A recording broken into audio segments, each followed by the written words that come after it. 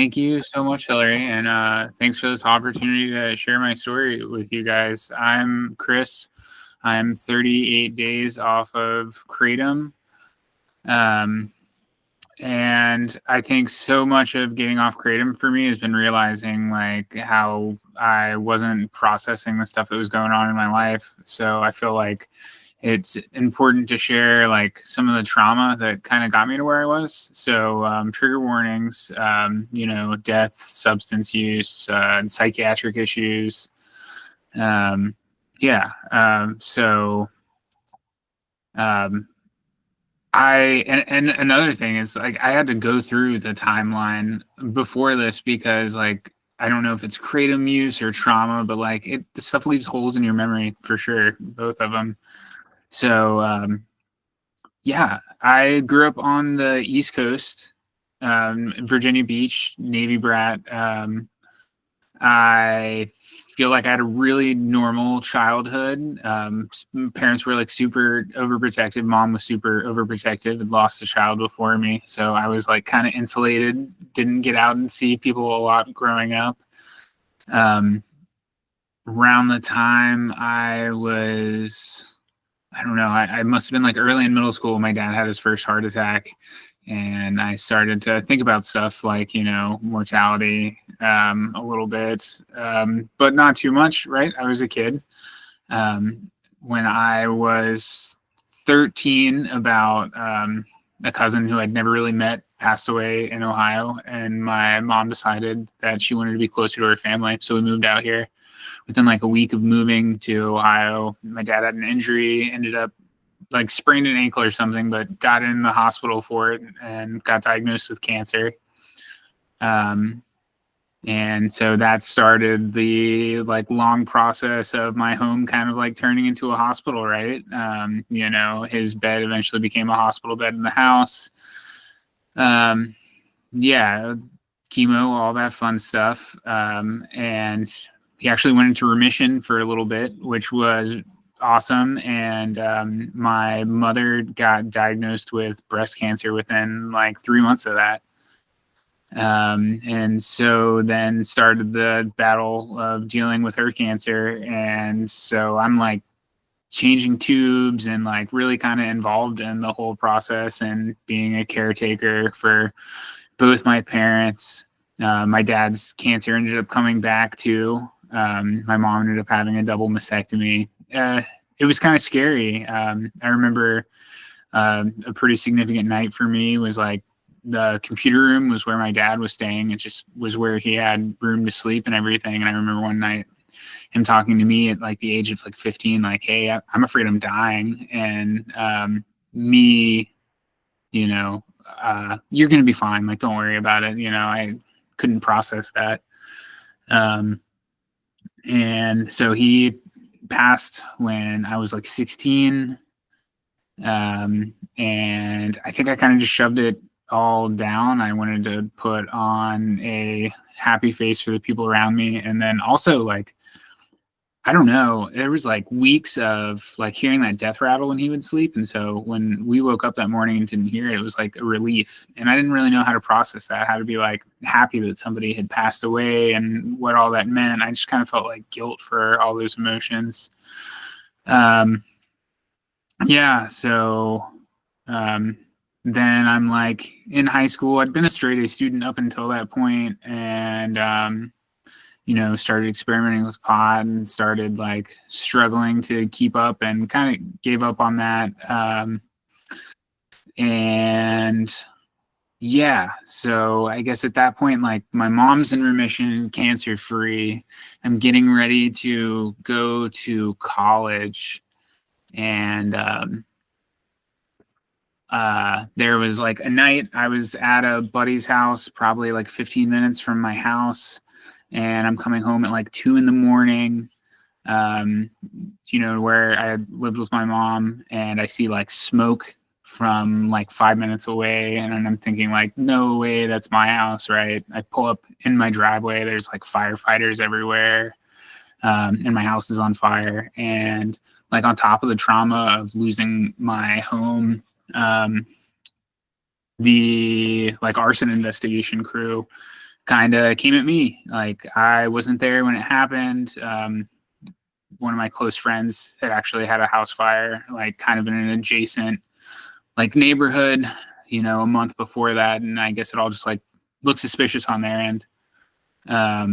And so that kind of fucked me up too, for sure. That was some trauma. And instead of like taking the pause and putting off the college thing, I just still went at it, kind of like failed at it because I was just like not processing any of the trauma in my life.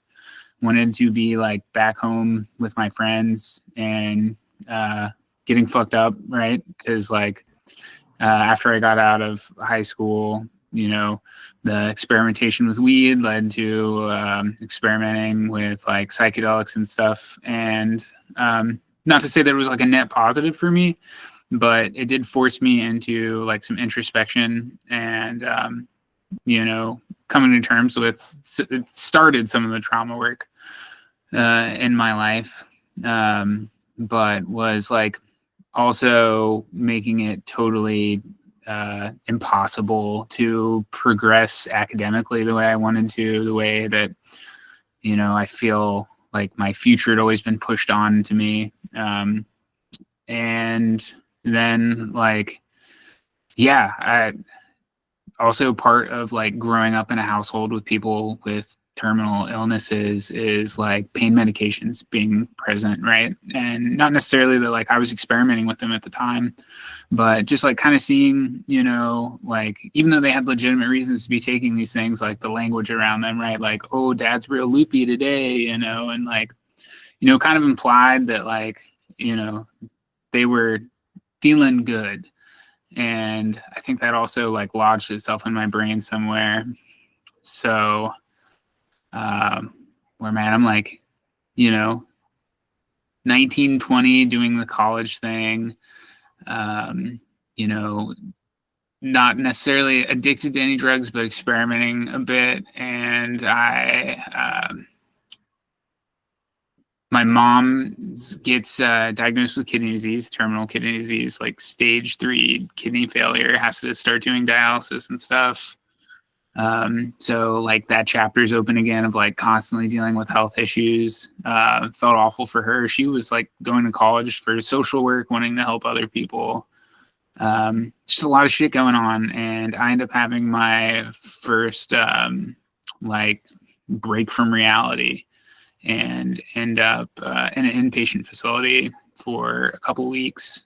And just kind of told like, hey, we think this is drug induced. We think that like if you can stay away from this stuff, that the rest of your life will be normal.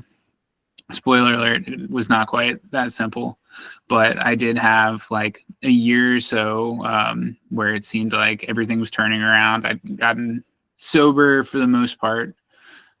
Started like, still smoking pot sometimes with friends. I had a job.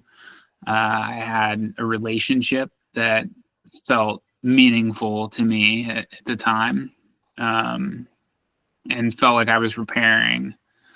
And it's like a big gift that the partner at the time gave me. We were going to go to a music festival, and I get there and like, had not even taken any drugs, and the whole experience was just like way too overwhelming for me. The amount of people in tight spaces, just like I don't know, and end up coming back like the next day from the festival, getting somebody to pick me up, and end up having to do like another inpatient stay and figure out that it's not drugs, that I have bipolar, and it fucked me up. Like I came back to reality pretty quickly, but kind of was just left with this feeling that I was broken, that I wasn't going to have a normal life, that I wasn't able to trust myself or my version of reality, and kind of spiraled into like a pretty rough depression. And that second time, like my mom still was like, hey, this is because you're on drugs, and I don't trust you because you do drugs. And like didn't want to pick me up from the hospital. The hospital's like, hey, we'd love to release you. We think you're doing really good. You have nowhere to go. And kind of was the start of this like intense fear of abandonment that has kind of followed me ever since. I had an aunt that took me in. She had a husband that dealt with bipolar his entire life. And she talked to me a lot naturally about like the way drugs could aggravate the situation, but also about like how to holistically like stay in check with how I was feeling, how to like, when you have the levels of energy that like lead you to getting kind of haywire, like what to do with that, like clean your house, like find like real things to focus that energy on instead of getting up in your head and out of this world. And I'm super grateful for her always. So I ended up back with my mom, and I don't even know, like, it doesn't even make sense when I look back on it, but I'm like in a depression, and like, I don't know, I would get like these minor aches and pains, and she would like throw a Percocet at me. She'd be like, here, take one of these, like you'll feel better. And I think that's where my brain started to make this connection with opiates, where like I'd done them in the past and like they made you feel fucked up and weird, but like it was when I was in that like deep dark state, the relief that it would bring me, even this like low dose of this thing, that I started to go like, oh, this is the thing that can solve my problems. And kind of where I started to get interested in opiates. Eventually her generosity wasn't enough, and I was like stealing them whenever I found the opportunity. And like a terminally ill woman is pretty easy to steal from.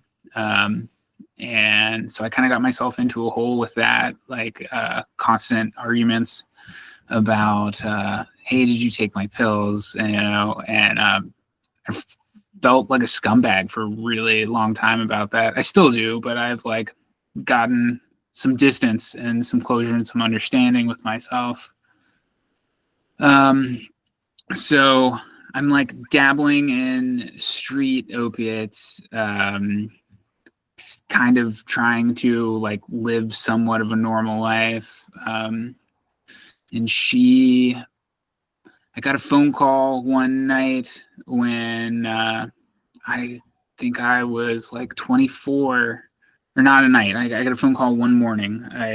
She'd been in the hospital for a couple of weeks, which was totally normal. She had kidney disease, so it was totally normal that I would have to call an ambulance because she was turning blue because she had too much water on her body. It was totally normal for her to be gone several weeks at a time. And so this was like another one of those extended hospital stays. And I got a phone call that morning like, hey, you need to come to the hospital. And I got there, and she'd passed away that night. She had had a brainstem stroke. And man, it fucking sucks. My first thought was, I know where her bag is. My first thought was, I gotta leave. I gotta make some phone calls, but at first I need to take her wallet with me and stuff, right?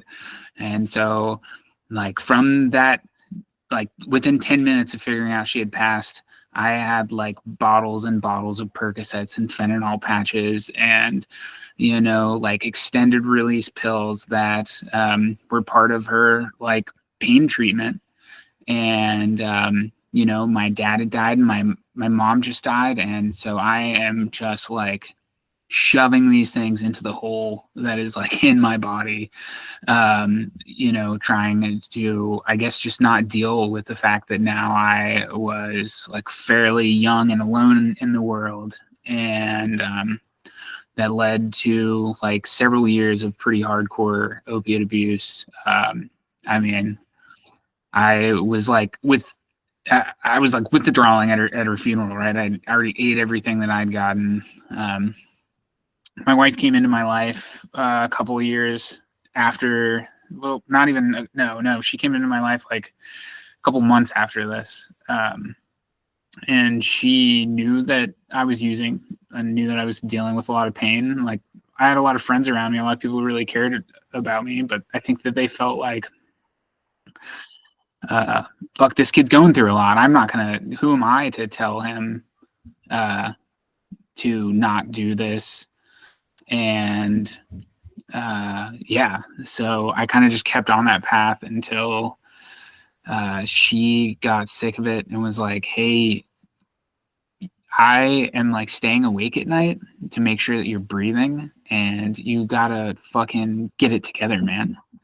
And so I did. I for the first time, saw that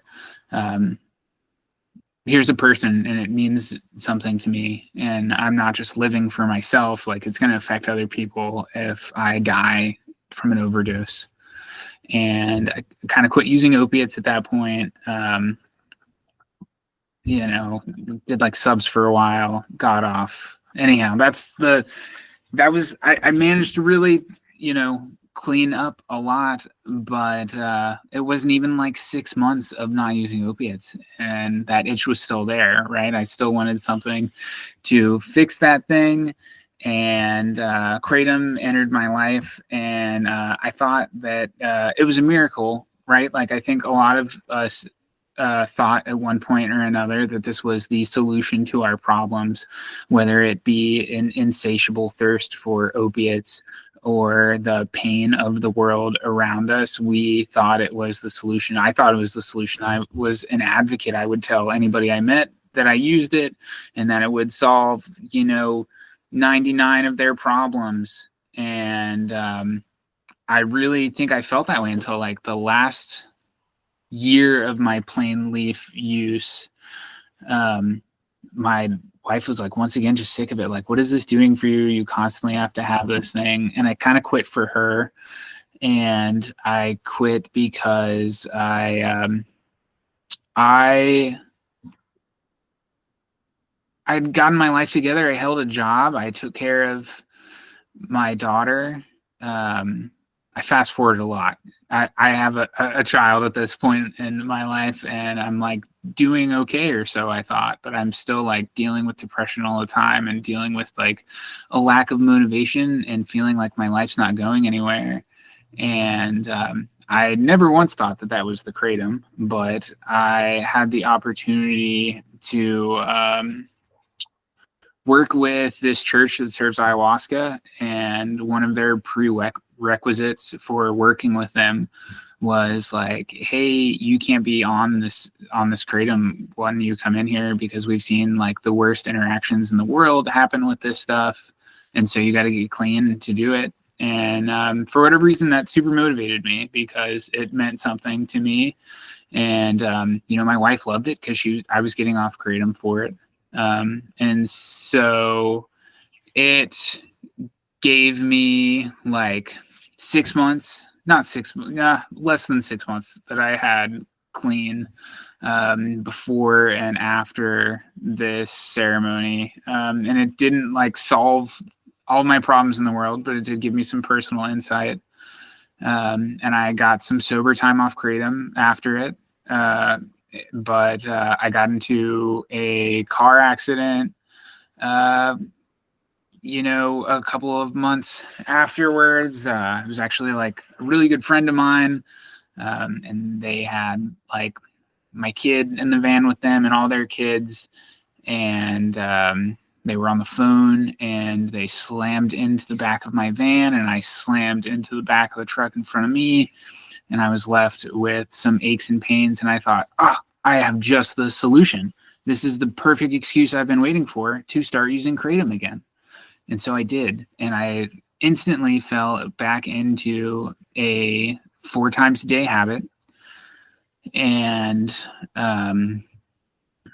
was like, shit, I'm back at square one. I have got this job that I fucking hate, and I'm doing this Kratom stuff. And the difference was now that versus that advocate that would have told you it was this awesome cure, I knew my life was better without it. I'd experienced it, and I knew the person I could be, but I had relapsed, and I was back there. And so I already had some shame and guilt concerning the whole thing. And then to top it off, I read about 7-hydroxy online and found that at a head shop near me, and it was off to the races within like a week of trying it for the first time. I had found online vendors that would ship me bags of 100, and had gone from relapsing on Kratom to what I consider to be like a full opiate relapse. It's the exact same as like my heaviest of pill usages, and hating myself every day, and not knowing how to get out of this cycle, because the lie that I was telling myself was that like I can't kick this because I'm going to be out of commission. All these people depend on me. My 2-year-old and my 8-year-old depend on me, and my wife depends on me. And if I'm sick, I got to keep taking this stuff just so I can stay up with the demands of being a parent. But it was ruining my life and ruining my relationships. And I was watching these people that I'd sat through the ceremony with, like getting ready to meet again, and making this progress in their life. I felt like, whoa, dude, I went nowhere. And I now have got 100 reasons for quitting and how it has improved my life for the best. But in that exact moment, I said, man, I really want to sit in ceremony again. I got to get off this shit. And I brought it up with my therapist, and she talked to me about finding a support network and going to NA. And I brought it up to my wife, like, hey, I think I'm going to start going to NA for my Kratom habit, because she knew that I had not completely abstained since quitting, but she didn't really know like the full depth of my use. And so it was like, that's great, I'm happy for you, but also you're using all day, every day again, and you didn't tell me that. So it opened, that whole can of worms of trust, and, kind of inadvertently led to me coming clean about where I'd been and what was going on in my life. And I was going to the NA meetings, and, I got huge inspiration from those people, but I was having a hard time developing the sense of camaraderie with them. Like I think a lot of people I've talked to here, you feel different because you're taking Kratom. You feel almost embarrassed to bring it up in a meeting, which I think is, total horseshit that I felt that way now, but it's how I felt. And I stumbled onto this community, and I was just in love from like the first meeting, just to know that there was people who had been where I was. And the big thing was like hearing people talk about all the ways that they got better really made me realize how much this shit had negatively affected my life. Stuff like your skin and your hair and your mood. And like, I started to connect all the dots. I started to realize like, I'm not a shitty person who doesn't have willpower. I'm not a shitty person who lacks motivation to make my life better. Like all the lies that I had told myself about like how little I was and how much self-worth I believed I should have were really like this drug that had been stealing my life away from me. That wasn't a joke, just because you could go and get it in a gas station. And yeah, so I cut my doses down. I tapered. I jumped off of the extracts, and I fucking just grinded it out for a couple days, not sleeping, shaking and sweating. And, because of some of the psych issues that I mentioned earlier, my care team decided, we worked together, and we said, hey, maybe it's worth getting back on this stuff at a low dose, like taking low dose plain leaf, just so I'm not, going insane from not sleeping. And so I'm really happy to say that it is been 38 days since the last time I took a dose of Kratom, and that inspired me. And now I'm 37 days since my last dose of nicotine.